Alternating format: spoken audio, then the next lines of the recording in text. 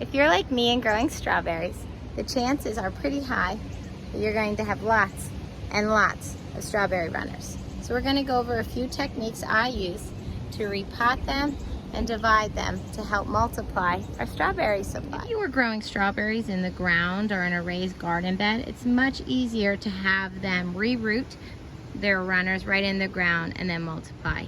But if you're growing in a vertical garden or in a container, it can be a little bit more tricky. All I do is take an old pot that I used for seed starting, put some new potting soil in, use something sharp to poke a hole right there, and then grab an S-hook. This is what I'm going to use to connect it to the vertical garden.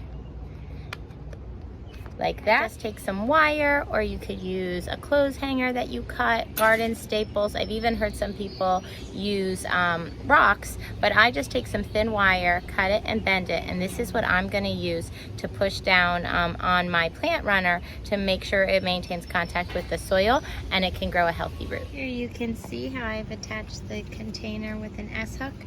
Two strong runners right there held down by the metal clasp that we made out of wire.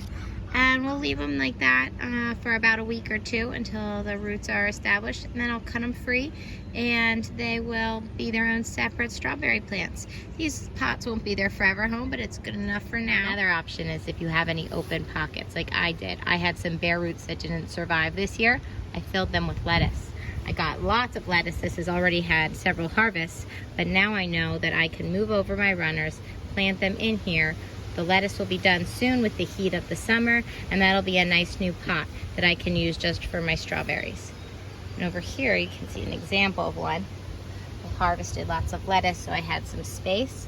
Then I went ahead and actually I used a twisty tie and pushed it in here. Another option, if you have smaller vertical garden, like these ones, or a smaller container, is to go ahead and put a pot just right next to it.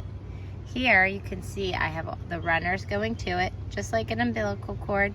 I have the metal hooks, putting them into the dirt, and in a week or two I'll go ahead and I'll cut them off and then eventually transplant them so they have more room.